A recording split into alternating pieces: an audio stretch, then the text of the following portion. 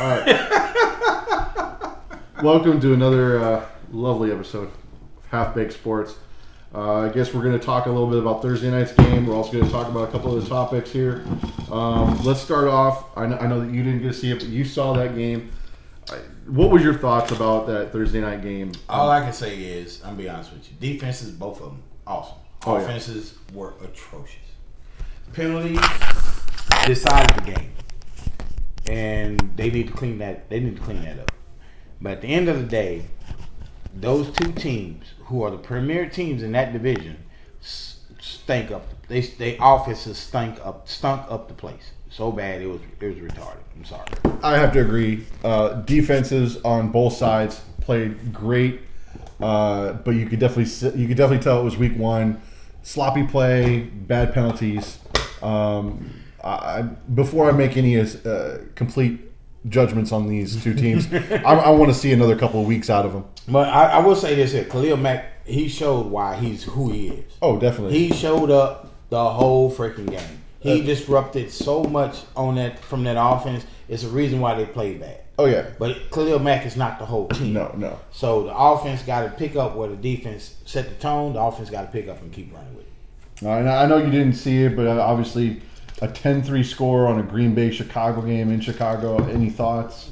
Defense prevailed. Definitely. That's all it is. And Aaron Rodgers is not that great, apparently. So. Aaron Rodgers, what? It's not that great, apparently. No. Hey, look, no matter what you say, there was a couple of deep passes. Y'all know he got a Carolina Panther jersey on, so he gonna talk shit about it. There were a couple of big time plays, passes that were called back for penalties, and it was just sloppy play on the offense. I'm not ready to throw in the towel on either team yet. I want to see a couple more weeks out of them, see how they come together. So next topic Antonio Brown. Dumbass. I don't know if there's. I can't say nothing else than he's a dumbass. You put your whole life in jeopardy over your future in the NFL over some dumb shit. I'm sorry, it's dumb shit. You're right. I mean, you've been in the league, 15 years or so, and you start off with this helmet issue. Don't come to practice. I mean, all the antics that he's done in this offseason. I know Gruden's scratching his head going, what the heck did I sign up for? Like I said, dumb shit. Yeah. Dumb shit. I mean, Gruden is an old school coach, so he's like one of those, he's like Jimmy Johnson. As long as you perform and all that stuff, I'll pull up whatever crap you got going on. If you ain't even hit the field yet and you doing this but shit, I mean, dumb shit. The problem is the Steelers created that. The Steelers saw this from day one. Even old players that came out said the same thing about him. Even James Harrison said the same thing. He said, yeah, you saw it, but he was performing.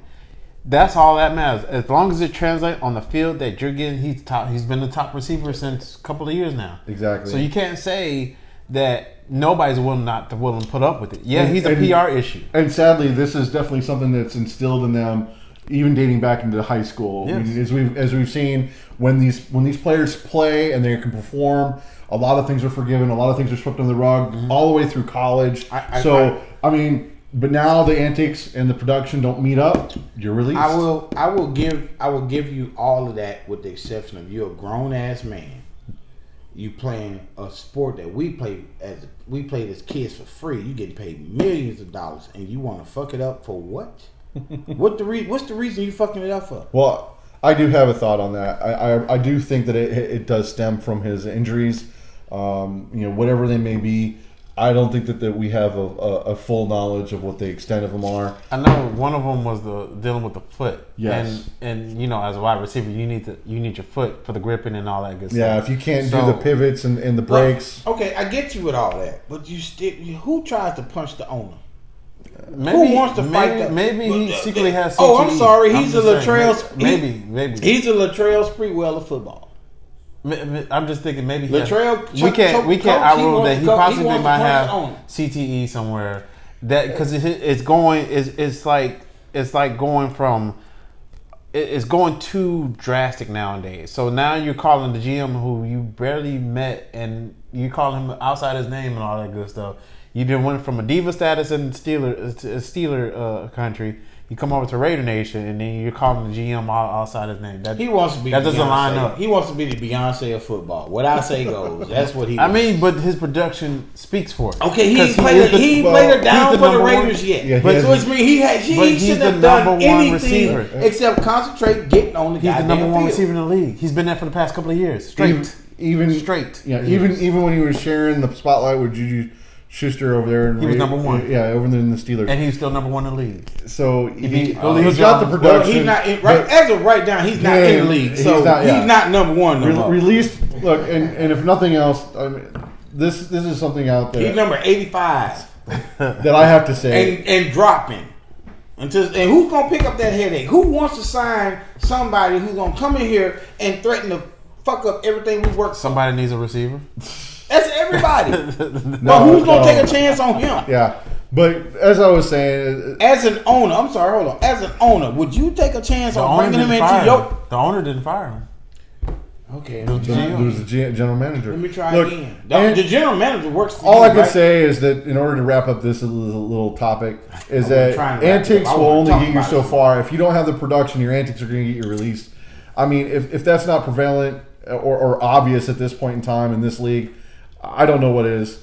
So anyway, what else do we got? We have Zeke finally made his contract. What do you guys think about that? Do you think that he deserves the money, or do you think that he's overpaid? Of course, you got to give him the money. Why wouldn't you? No, he said, does he deserve the money? He deserves it and a little bit more. I think Todd Gurley, he should be number one paid back. Period. Todd Gurley or Ezekiel? I'm sorry, Zeke. Zeke should be the number one paid back. He is the offense. People don't stack up the box for Dak Prescott. People don't stack up the box for Amari Cooper. People don't stack up the box for the O-line. They stack up for him and him alone. That's it. That's your offense. You pay that man. Dak Prescott would not be as good as he is. I was going to actually say, you sound like he's their offense. You just said he's their offense. He is the offense. Because in a way. Think about it. If all the linebackers and all the D tackles and all the people, all the 8 in the middle were not boxed in, those guys wouldn't be open on the outside. Jason Witten, Amari Cooper, those are one-on-ones now. Those are one-on-ones now. All I can say is, look, we can definitely, the stats prove it. Dak is not the same without Zeke. Mm-hmm. He cannot carry the team. The stats have shown that. Now, for me, I don't know if necessarily he deserves it. He's in his third year of a 5-year contract. I still think that this is the year he could have negotiated off of. But he chose to push the issue. Why? Because right now, with Zeke, with the acquired talent, Witten coming off of retirement, they are contenders right now. They're definitely in line for a playoff spot. And they are, if they stay healthy, they can make a deep run. But here's the problem. You got a guy who hadn't played in a year and a half, 2 years, whatever, coming back out of retirement. He's one of the best tight ends ever to play the game, but you ain't played in 2 years. But that's a moot point. You're older. Your skill set's going to be different. Dak Prescott, you're arguing. Your emotional state is not right. Zeke, put down the weed. Don't want it no more. Let it go. You good. You got your money. Zeke didn't have a weed issue. That was what Garrett Blunt. That's what he wants. Domestic. But that's what he wants. I'm just saying. I've never heard of that. The Cowboys on paper look good. But at the end of the day, you brought people back out of retirement to make Dak Prescott. Well, they only did one out of retirement. Hold on. You brought people back out of retirement to make Dak Prescott look good. So, Dak Prescott, you do not deserve $30 million a year. Wait, but we're talking about Zeke. But we're talking about Zeke. No. But we were talking about Zeke, but we brought in Dak. So, I'm talking about both of them. Zeke earned that money. He earned that money. Dak Prescott, get off your ass, win some games on your own. But he can't do it. He's a Tony Romo. You're paying for a younger Tony Romo. If Tony Romo, for all those years you had him, didn't produce anything, why would you pay for him again? That makes 0 sense. And we go back to, like I said, Dak Prescott, you riding Ezekiel coattails. That man earned that money. He earned that money. And for me, I have a little bit of a thing. He did get the suspension. What was it? 4 games last year. Suspension, So with the off-field antics, granted, it was just the one. I don't know. I mean, this is his third year of a 5-year contract. Me personally, I've already paid you. And if you want to, if you want to negotiate off of your third year, we can talk. But I don't know. I don't have to do shit. I disagree. I'm glad. I mean, for the sake of the organization, I'm glad they came to a deal because obviously it wouldn't be a good season without the Cowboys being relative. Without Zeke, yeah, you would have been bottom of the league. I would even pick the Giants over Dallas without that Zeke. division right now. The only team you can guarantee wins is Philadelphia, and they suspect. So they gonna bump heads twice a year. Yeah, all Philly, year, yeah. and then they got to play other teams who are better than them, and some teams that are not as good as them. Yeah. This is Dallas. This is New York. This is all of them. All right. Dak Prescott, you want your money? Win the motherfucking games. If and you can't win the game, and I think, sit down, shut up, and play. And I think that brings us to our last topic, the Dak Prescott. I thought, and I was wrong, and we were discussing it earlier about the deal. I thought that they had a deal on the table, and he passed it up, $30 million. Dak, he passed that up. Yeah. He passed. That's what he wanted. How can you pass up? We just said that's what he wanted. No. That's $30 million. He wants to be paid with Carson Wentz. Yeah, money, he wants right? to get Carson Wentz. Okay, money. win a Super Bowl. Well, actually, put up some serious numbers. You can argue Carson Wentz didn't even win the Super Bowl. No, put up some serious numbers. Well, okay, so and of course, I think that's what it boils down to. You know, Dak, if you really want the money that you think you're worth, we haven't seen it. A game that Zeke did not play in, you were not the same, and it's clear as night and day. The stats don't lie, and I just don't think that you're worth the $30 million. Your game manager, passer, you got it, but you have to have the safety net of a solid running game behind you. I hope you see this. I hope you just click in one day and say, these motherfuckers don't know what they talking about. You are $10 million at best a year quarterback for 4 years. After that, well, then I'm not even talking about guaranteed, because until you show me that you got the toughness and the fortitude and the smarts to hit the open receiver when they open. You had fucking Dez Bryant on your team. You couldn't find him a whole game. Get the fuck out of here with your bullshit and play the game. You're going to have to remind me to bleep him. Yeah, I know, right? I'm trying to make this YouTube friendly, buddy. Okay, I apologize, YouTube. But that, so anyway, I mean that does wrap up, I think, for now. The only thing I can think of, if you guys want to talk about it, we just watched the Army-Michigan game, and oh wow! All okay, I can say, hold on. You want to pipe in Michigan, on this? I root for Michigan all the time. They're the Wolverines. They played like trash. Number 24 played his ass off. The rest of the team played like trash. I'm like, how the hell you struggle? You're number 7 ranked in the nation, and you struggling against the Army team. Don't get me wrong. I'm an Army vet. But at the end of the day, Army has never put out a product on the football field until today. They showed me that they got it. They getting it. I'm sorry. I'm going to say they getting it done. But Michigan, you are people who recruit from all over the world, bringing the best players to your football field and say, hey, come play for us so we can win a national championship. And you struggling against a team who has people who are dedicated in their lives to just serving the country. This is what y'all do. And y'all fucked it up. Y'all stanked it up. If y'all don't fall past 10, the college football ranking system sucks. I'm sorry. You guys struggled to win a game against a non-ranked team. Yeah, it was. And you got lucky double to win overtime. The game. Double overtime. They should drop. I think Michigan, and don't get me wrong, I love watching Michigan football. I'm a fan of their system, but I think y'all should drop past 15, just for barely winning, because you stanked it up so bad. You stunk up the field so bad. Yeah, Army outplayed y'all. Y'all got lucky and won the game. That's true. When you see that year in, year out, Army does not get ranked. Neither does Annapolis with the Navy or Air Force. And they cause people problems all year long. Part of that is due to the weight requirements. They can't.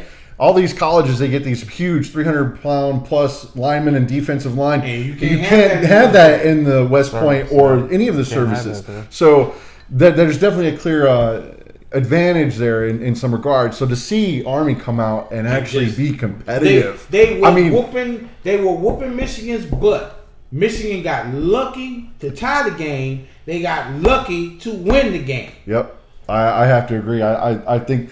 A fair bit of luck definitely went a long way with that. And I saw it, and like I said, if that fumble recovery didn't happen, exactly. That fumble and the defense recovered it, that didn't happen.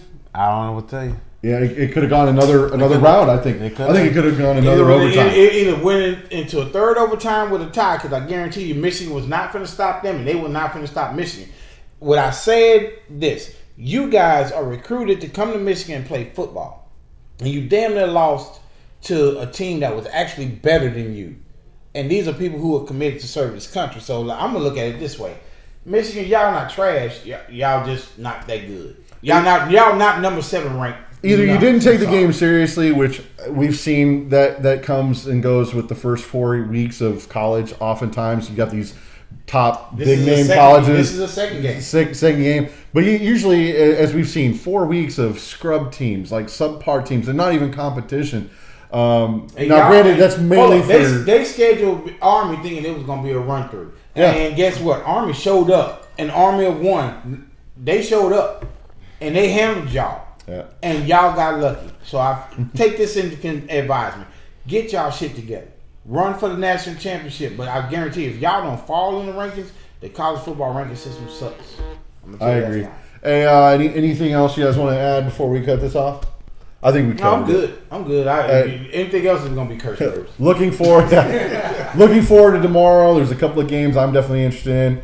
The Saints-Texans game. That's on Monday. The Patriots game. Patriots. I definitely want to see Sunday night, Patriots. That's right. You're a big Patriot fan. Steelers. That's going to be a good one. But I want to see the Cleveland Brown game. Cleveland Brown. I want to see what they do with all that talent. Yeah, because they done bought the talent. Well, they're I want to see what they do. Well, it's a matter of let's see if the hype is real. Titans is definitely a solid contender here. Yeah. I mean, not like a contender for a playoff spot. They're definitely a team that you cannot take lightly. Yeah. And I think that'll be a good one. Here's my thing: if Mariota stays healthy, Deshaun Watson got to run for he got somebody going against him to be the division winner.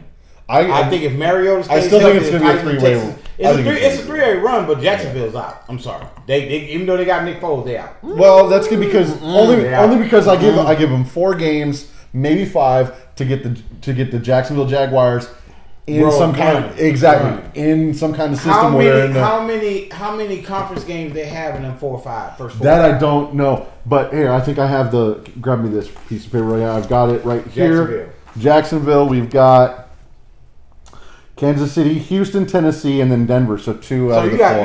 You got 4 AFC games right off top. If you lose those 4 games, you pretty much done. Only way to get you back in it. If you lose them first 4, you have to win out that division. Jacksonville is going to have their hands full with Kansas City, and that is a home game for Jacksonville. First 4 games, they're going to have their hands full. They got it. But they got Houston, Tennessee, and Denver, those are definitely 3 winnable games for Jacksonville. No. Yes. No. They can beat Denver probably. Oh, Denver. They're gonna beat Houston. I would even see. Okay. All right. So I'm gonna give you just like I did James. If you want to put 20 on it, I ain't putting 20 on nothing. I'm just telling you what's gonna happen. Shut the hell up. Houston. No sir. Because you don't have a run stopper. They have Fournette. He's running. Who do you have to stop the run? Oh, they have run stoppers. They don't have a running back. Oh, Houston does not have a running game right now. No, I said who's going to stop everybody the on that in the front 7? If I double team JJ Watt and I get another team on Reader, who's stopping the ball? Mercer's still there. Okay. Sharper's still there. Okay. I'm not Sharper. McKinney's still there. Yeah. Okay. So come on. They were there last year too. Bring it. They were there last year too. 20. And Indianapolis ran on him. 20. Indianapolis ran on him. 20. You know he said he didn't got no 20. I'm not betting 20. He got 20. His wife won't let him spit it. Hey, that was low. Keep the gloves up. All right. On that note, we're out. Thanks for joining us. I had to throw that one in there. I'm sorry. Hit the stop button. I had to throw that in. That was good though. That was very good.